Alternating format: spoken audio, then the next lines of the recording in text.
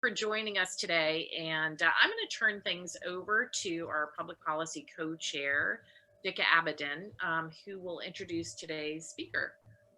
Okay, thanks, Elizabeth. And Courtney, thank you for your time today in doing this for us. But Courtney joined the chamber or the Charlottesville Albemarle Convention and Visitors Bureau, which is a mouthful, as the executive director in August of 2019. So prior to coming to the Charlottesville area, she served as the executive director of the Discover Bristol and the marketing manager for the Arlington Convention and Visitors Service. She's a frequent guest lecturer at George Washington University, where she earned her master's in tourism administration in 2010 and is recognized by the Beta Gamma Society for her academic achievements. Well, kudos to you.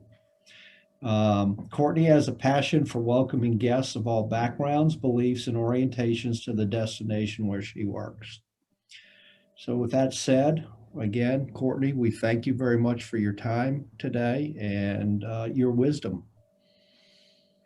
Thanks, such as it is during these crazy times, right? I can't say that any of us in the tourism industry are well versed in global pandemics, but we are certainly more knowledgeable than we were back in March. So I put together a little slide presentation, but especially since this is such a small group, and feel free if you have questions to just interrupt me and ask them along the way. So don't feel like you have to wait until a certain point, but I'll also pause at the end. So thanks for the opportunity. And I will share my screen. All right. Oops. All right. So as Richard said, I represent the Charlottesville Albemarle Convention and Visitors Bureau, which is a mouthful. And we are the official destination marketing organization for the city of Charlottesville and Albemarle County. And are formed from an operating agreement between the two jurisdictions to promote visitation to the area, primarily to generate lodging tax revenue. As he said, just started last August. What a weird year it's been, but this is a picture of me and my kids exploring back when it was easier to do that last summer. And we luckily dove right in, and I got to experience a lot of things before things started to change in March, and continue to get out there and do what we can during these interesting times. Wanted to take a step back from what we do just to set the scene of where we are right now. This is a chart from Destination Analysts. They are a group that do a lot of tourism research, and during the pandemic have been providing weekly reports on consumer sentiment. So how visitors feel about potentially traveling during this time. And as you can see, the perceived safety of travel activities has been all over the place, and most recently, in about mid-October, hit an all-time low, which was people feeling very safe about visiting different destinations. But as the news the instances of the virus have increased in a number of different places, and the weather has started to get cold, those numbers have started to increase again for people feeling not as safe traveling. However, American travelers are feeling a little bit more settled in than they were, especially last spring, and prioritizing relaxation and trying to decrease stress. And travel is one of the ways of doing that, especially if you've been stuck in your house for any large period of time, as most of us have been. It can be a breath of fresh air to go out and do something else and have a change of scene. Just another instance of how consumer sentiment is changing. In August, we were building up to that consumer that peak consumer confidence that we had mid-October. People were feeling good about Thanksgiving travel. Again, this is starting to trend down as we're hearing more about the dangers of getting large groups of people together indoors for the Thanksgiving holiday. So this is changing. So all that to say is that we're anticipating that we have hit the peak for October for how many visitors we're going to get until the spring. And that is, October is usually a peak for Charlottesville and Albemarle. But the lows are anticipated to be much lower this winter. We just don't know exactly how low they will go. So we're trying to extend those shoulder seasons through efforts like what the city and the county are doing to provide grant opportunities for businesses and nonprofits to expand their spaces outside, to try and extend that nice weather and those warm weather days. That's something that we'll be promoting through the CACVB as well. But our industry is going to need a lot of help and assistance through this winter until we get to next spring. For the next 2 years, we are anticipating that people will continue to travel more domestically. That's great news for us as a destination, just because we're so centrally located and near large cities. We're a small city and a rural destination simultaneously, so we have a really great mix of things that people want to do right now. We're continuing to promote our family product and continuing to package things in a way that promotes more family visitation, especially during the midweek when many students are learning virtually. They can come here and they can learn, and then they can go out and explore safely and add to their education and decrease the stress for parents who have been trying to work their jobs and stay home and teach their kids. And I'll just point out the third bubble on here, which is visiting more national parks and public lands. So close to the Blue Ridge Parkway and Skyline Drive and Shenandoah National Park has been a real asset during this time. Shenandoah National Park has had such high visitation that they are considering having to provide, limit the number of people who can come through. And if that does end up happening, that'll be an opportunity for us to let people know that they can still have those mountain views in Albemarle County. And to a certain extent in Charlottesville, and still be able to get outside and explore in our public parks. During this time, second only to friends and relatives are the destination marketing organizations locally. They're being trusted with that message of safety and accuracy of what you can expect to find in your destination right now. This means a lot for our public investment in our organization and also for the effort that we make in marketing so that we are transparent and, while very, very positive and encouraging and welcoming, making sure that we're providing data that is up to the moment and current and holistic. One of the things that we've been doing to help with this messaging is going to different locations throughout the city and the county and filming on social media the experience that you might have, such as Maya Restaurant in the city. Went there and filmed what a visitor can expect when they go through the door, how the process works for ordering, and what safety measures have been put into place. We have been seen as a very safe destination to visit, and so that those kinds of opportunities help us to spread that message further. 2019 will be the metric by which we will hope to achieve. We'll know that we've rebounded for Project Rebound back to the economy is fully rebounded when we've achieved the 2019 numbers. So this is the economic impact number that came out just in September. And so just showing how much the tourism and hospitality industry contributes to the local economy. This is the expenditure numbers and how much they had increased since 2018. The local and state tax receipts, we're a very important tax base for the city and the county. And with expenditures being so much decreased in the past 9 months, that the local jurisdictions will have some budget hurdles moving forward because of that. And then employment numbers, of course, are much decreased since 2019, but hopefully we will be able to get back up to these numbers sooner than later. Hotel occupancy rates. So this is how full our hotels are on average for a month. As you can see, April was an all-time low. This chart had never gone down that far before. And so we had to completely redo the chart to show very, very bleak numbers that we had this spring, but we are continuing to tick up.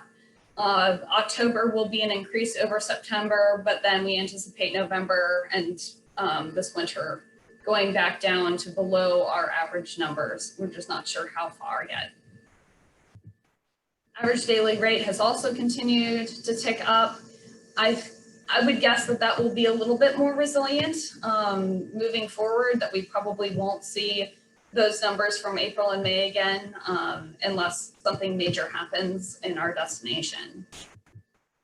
But with those two numbers combined, our revenue per available room continues to have a huge gap from where it has been in the past. And that's where the hit to the economy is taken, and also to our local jurisdiction's tax revenue. Switching gears a little bit, we just passed our strategic action plan with the CACBB board at the end of October. Our mission has continued to be the same, which is enhancing the economic prosperity of the city and the county through tourism promotion for our destination in a number of different means. We also had embarked on a strategic planning process that was truncated by COVID, that we were able to meet in December of 2019 with the CACBB board and the industry. And from those meetings, create a vision and values for our organization. And then we also created our first equity and inclusivity statement, which again was just passed last month.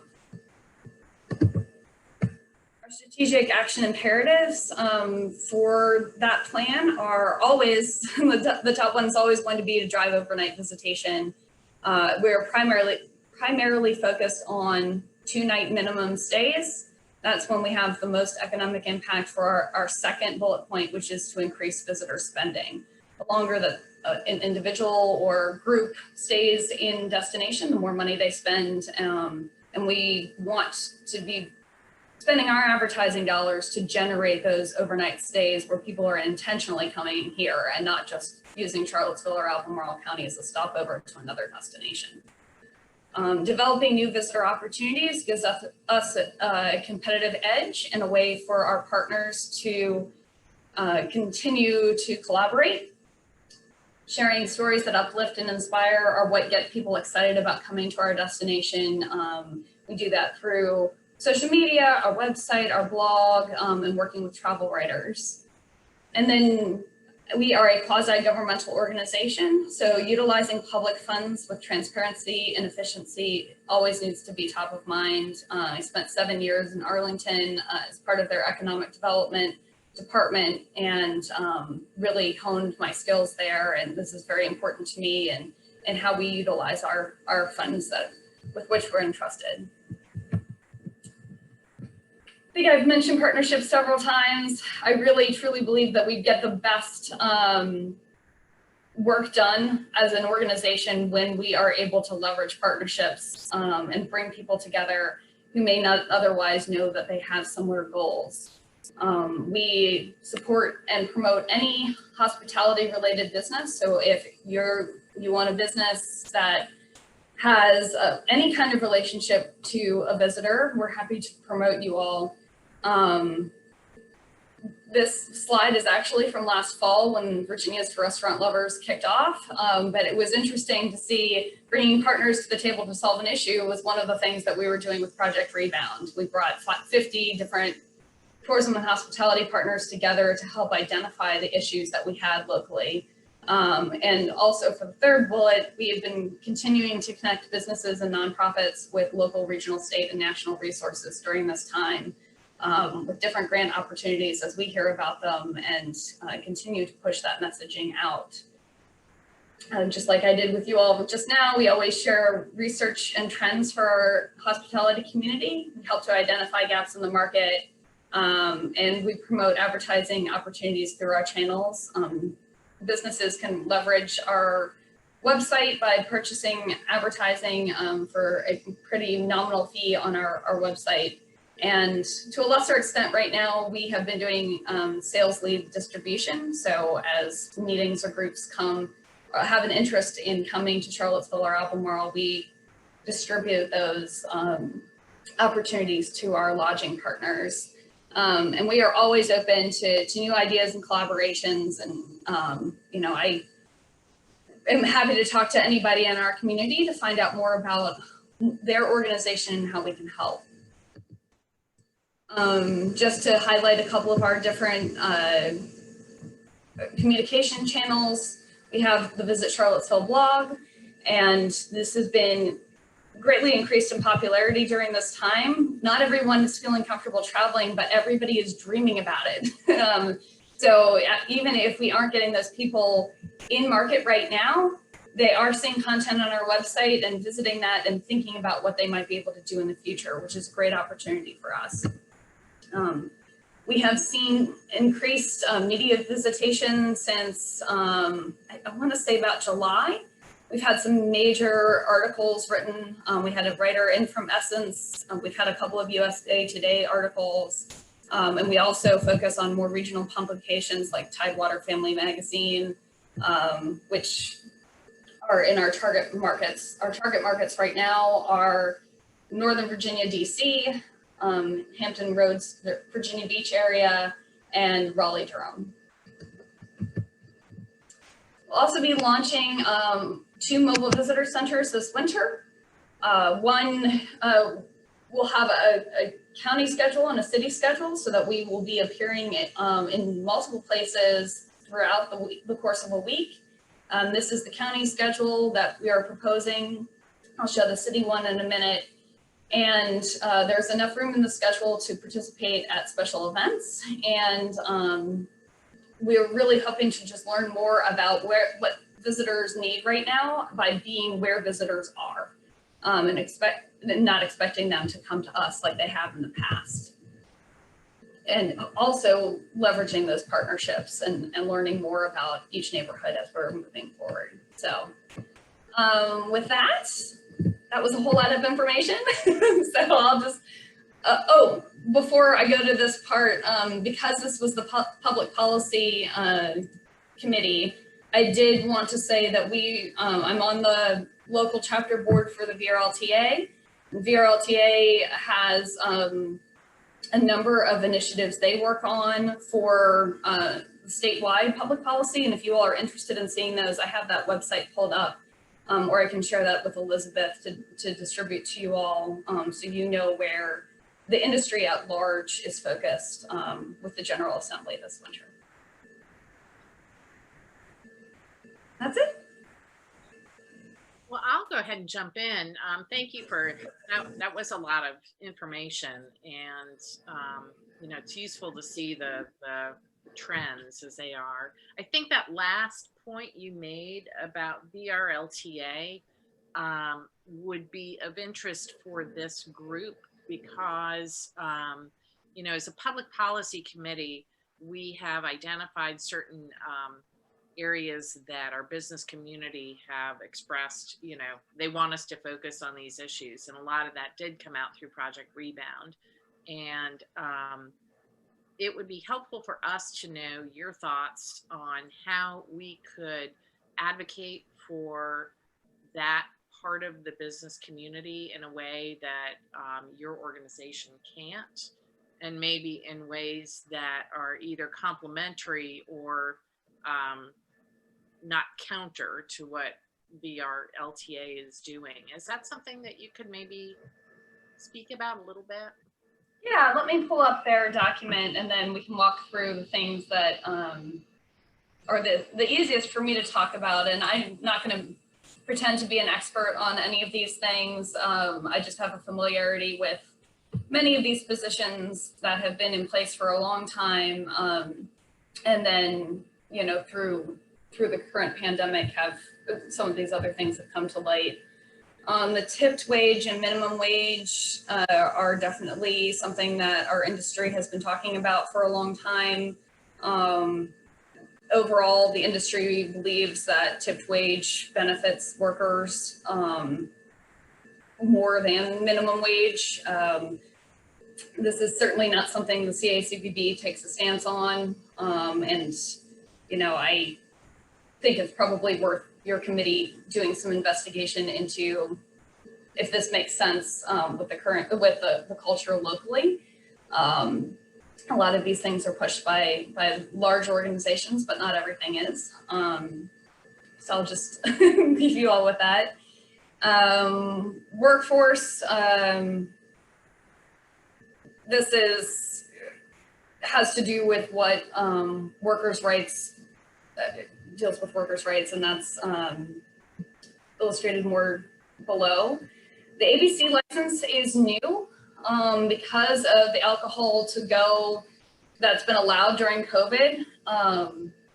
VRLTA is pushing to have this become law, to become permanent, so that bars and restaurants can continue to make money off of this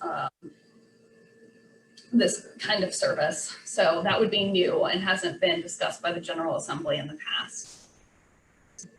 Tourism promotion is brought up every year. VRLTA advocates on behalf of Virginia Tourism Corporation, which is similar to us in the inability to advocate on its own behalf. It also supports local tourism promotional efforts, and any increased taxation to the lodging community to go straight into tourism promotion, which is what the taxation point, the next taxation point talks about.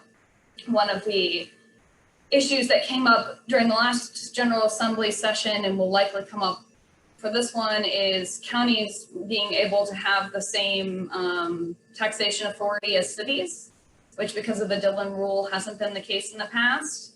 And that impacts all taxation, and lodging tax being one of those things. Right now, the city and the county are at different rates of taxation, and I would imagine they would be at matched levels should this pass. The landlord tenant law and lodging is something that came up during the special session and was ultimately pushed towards the general session this winter, which from the hotel's perspective makes it difficult for them to house the homeless or other populations in need for any long period of time. And I don't know if you all are familiar, but there are several hotels that have been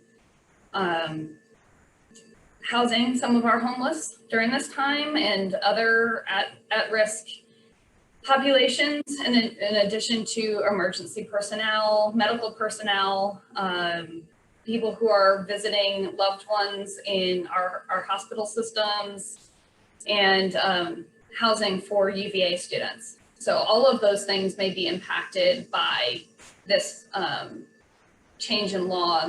It doesn't say it here, but what had been proposed was a 7-day maximum for during the the special session, and moving from 90 days to 7 is quite different. Gambling, this is gonna, a lot of that is being decided today with local referendums if they haven't already been put into place. Having been in Bristol, this is make it or break it time for Bristol, Virginia, of whether or not their casino, because it has to pass a public referendum. But there's a lot that's going on in the gambling space right now, and it's changed every General Assembly session in the past years. And the taxation and the regulation for this industry is still a little bit up in the air. So that's definitely something for you all to watch moving forward and going into the General Assembly. Those are the big ones. The school calendar is something that always comes up, and it doesn't, there's been some flexibility for certain jurisdictions in the past, and so that is moving more towards whatever makes sense for the locality as opposed to the state in general. And I think that's the big stuff. I have to share this document with Elizabeth, as I said, or I guess I could just put it in the chat right now in case you all were interested in digging into it more. I'd be curious if you all have any thoughts or questions for Courtney. I think my experience with my previous community is that the tourism organization, like the one that Courtney runs here, was not quasi-governmental. And so it had a very strong advocacy stand. It was primarily private industry with a couple of elected officials in ex officio positions. So my experience is that our tourism group would go to bat on lots of these issues, and that is not feasible here for obvious reasons. And so I'm wondering, from this group's perspective, you know, if we can help play a role in this particular industry and do some advocating to help improve the economy going forward as a result. So I'd love to hear your thoughts about that.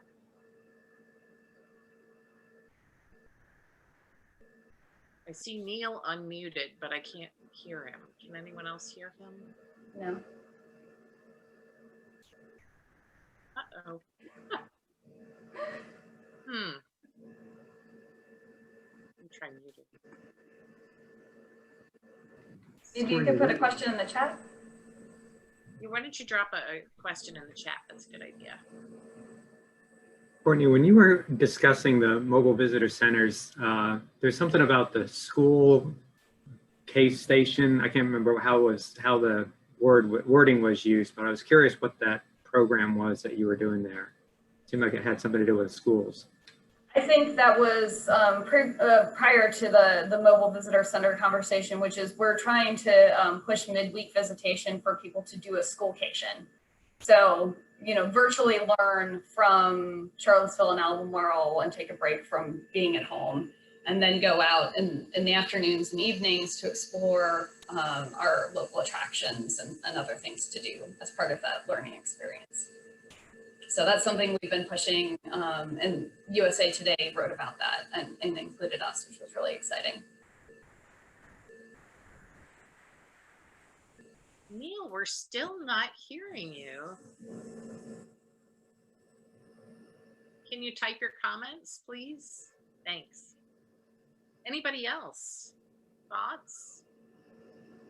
I've got one question. Hey, Courtney, we've got 9 months of data behind us. So how is the 2020 economic impact trending so far? I mean, we saw some pretty significant drops in some of those graphs. Is the impact as deep as those drops in the graph? Yeah. I mean, I don't have access to visitor spending data because most of that's done by the state through zip code reporting, and I don't get that until those reports come out. So like I was getting the 2019 data in September, but certainly our lodging industry has been hit very significantly. Typically the 60% occupancy is the break-even point. That does anticipate having a strong average daily rate in addition. So we haven't made it to the 60% occupancy rate since, I'd have to look if it was in February. It's been quite some time. So, you know, we're down about 50% for occupancy, but the collection of lodging revenue is going to be much lower because those average daily rates were much lower. So just with the lodging community, it's pretty significant. The restaurants haven't been able to operate at even 50% capacity in some cases. The emergency ordinances in the city and the county impact businesses differently because they're worded slightly differently. But some of those, but it's not been an easy environment for restaurants to be successful during this time. And then tours and attractions, performing arts venues are all suffering similar hurdles right now. So I don't think we have a full idea of the economic impact, but I can say that it's very significant. Okay, thank you. Sure. Neil dropped a question into the chat box. He says that since Charlottesville has a lobbyist and Albemarle is considering hiring one, has CACVB reached out to have their legislative priorities as part of the locality wish list? The short answer is no. That is really a function of my board and not me. So my board has to decide that that's something that they want to do and pursue. And I can advise them in that capacity, but that is a board level decision. Question for you about the relationship between the balancing act between the city and the county, because it's an unusual arrangement. I know you had that in Bristol too, I think. But can you talk a little bit about those priorities and whether they're always aligned or how you manage to handle that? Because it's complex. It is complex, and I would add a third entity to that, which is the hospitality and tourism industry, right? So our funding comes from the city and the county, but we are made in order to help the hospitality and tourism industry. And so if we don't have that as the third leg of the stool, then we're missing a good portion of what we should be doing. So, you know, it's difficult to thread that needle. And I think that's often the wording I use and many of my colleagues would to figure out how we can have a strategy that's aligned as best we can among all of these different entities. That's why, to me, it was so important to have a strategic action plan in place that was passed by all of our board, because that is a collaborative document that says these are the priorities of all of these organizations, and as a CACVB board, we move forward with these priorities. Until that moment in time, it was a lot of me doing guesswork to make sure that I understood where everybody's priorities stood. You know, it's more listening and figuring out where the commonality is than it is me trying to push something a lot of the time, and trying to recognize where there's some wiggle room, when there are things that could change, and then how do we have that happen? And oftentimes that's not going to be me as an individual. That'll be me putting the right people together in a room to have a conversation.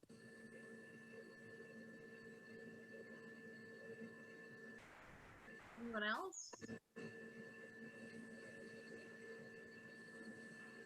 I do have a comment about that lobbyist question that Neil posed. I think that we are, or we could be, you know, positioned as a chamber to help bring some things forward if the CACVB isn't the right group. And I would just invite you to keep us, you know, informed and in the loop on things that where CACVB may not attach themselves to a decision that seems too political. You know, the chamber is looking for ways to help advocate on behalf of the business community, and that includes a large chunk of it is tourism. So, maybe we could have sort of an ongoing dialogue about, whether it's not the things that VRLTA are doing. I mean, we frequently as a chamber don't take necessarily the same positions as the state chamber. Sometimes we do, sometimes we don't, but at a state level, there's sometimes priorities that are a little bit different from a local level. But I think building this dialogue and ongoing conversation could only be helpful, I think. Yeah, and I would just say that right now during the current crisis, the public officials are focused on public health primarily. And the balance of that with the business community doesn't necessarily put the legislative priorities in line with what we could potentially be advocating for if our board wanted to go that route. So I would add that the chamber might have a better idea or might be the better vehicle for that right now, just given the current situation.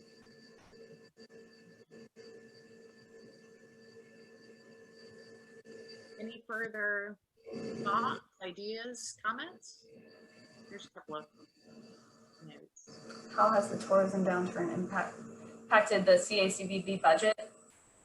The CACVB budget is 2 years in the past. So the good thing is at the moment, we're operating as if it were 2018. This has been a huge bonus for us because we're one of the only DMOs right now that hasn't been cut.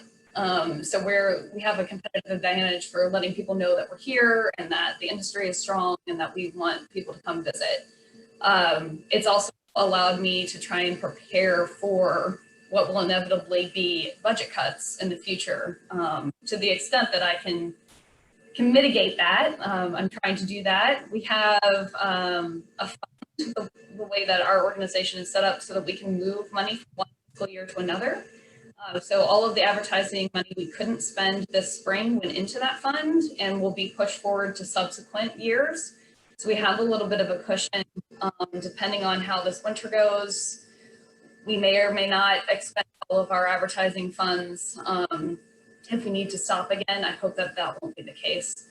But the purpose of the mobile visitor centers was to obtain CARES Act funding for changing our business model so that we wouldn't have the overhead costs of leases that we don't need moving forward.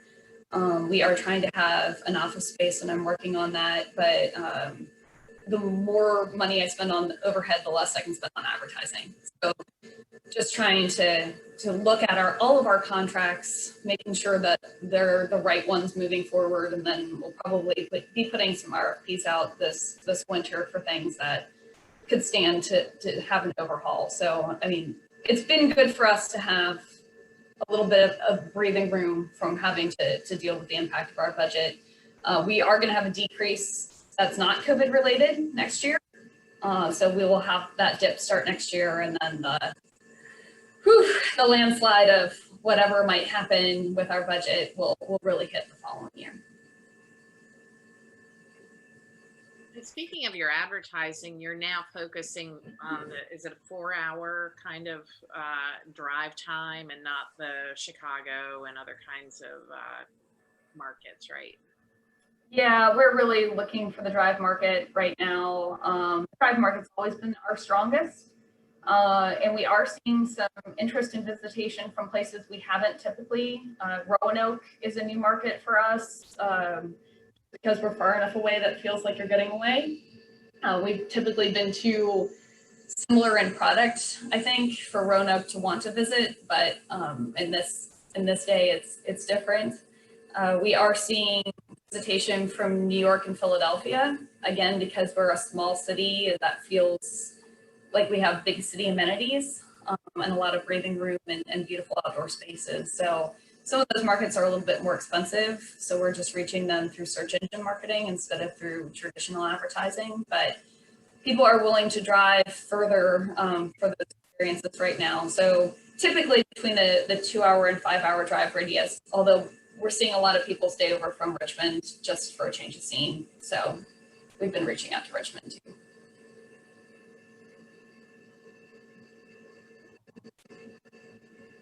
Question from Regina.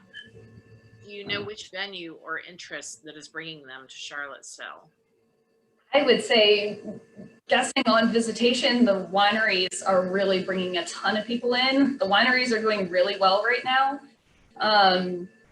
in comparison to everyone else. The outdoor spaces, the proximity to the national park, and then just the fact that we are a small place that has a lot of outdoor seating and other things that add to that. I don't think there's one single thing that is bringing people here, but Monticello has frequently been sold out during this time. Seen a lot of overflow from Monticello to Highland. Now that Highland is open, Carter Mountain is a huge attraction for this time especially. So there are a lot of different things that bring people to town and experiences that they have while they're here. Social marketing also. You are, Regina. I don't think anyone is more dedicated to LinkedIn promotion in particular. I know that's the only place where we're connected, but I always appreciate the fact that you are inviting people here in lots and lots of different ways. And certainly Regina is one of our superstars and a finalist for the state award that was given out in September for Hotel Person of the Year. So we're excited to have her in our market and working so hard for us every day. And she's an awesome chamber member too, I have to say. I don't doubt it. Regina. Well, it sounds like, unless there are any other questions from the group, it sounds free coffee for all from Regina. I guess it sounds like we're sort of winding up on the questions. I would like to thank Courtney for not only joining us today, but for the work she's done. I do sit on the CACVB board, and I know how hard she's been working under, incredibly challenging circumstances. So we hope we can be perhaps more of a partner in terms of public policy and advocacy than we've been in the past. And so looking forward to kind of working with this group and you to make that happen. And I also wanted to let the group know that we will likely have a calendar for 2021 for the majority of our meetings set by the next meeting. So I'll be happy to share that with the group. And I also wanted to let you know that our board is having a retreat in January, and public policy is one of the areas that our board wants to discuss and focus on. So hopefully we'll have a little bit of direction and some thoughts from the board on where we can continue kind of taking this group and maybe getting a little bit more parameters so that we can start developing some initiatives or some recommendations for board endorsements. So just want not political candidate endorsements, but project endorsements. So just wanted to let you know there's a lot happening in the works right now. And does anyone else have any announcements or anything for the good of the group? Otherwise, we might finish up a little early. Tell your friends and family to visit and stay in our lodging properties and spend all their money this winter. Thanks. How do we get them here safely? Just drive and, pack yourself a lunch. And yeah, no, it can be difficult, but it can be done. And thank you all for the opportunity. If you have any questions individually or if this group has questions, don't hesitate to reach out. Thank you, Courtney.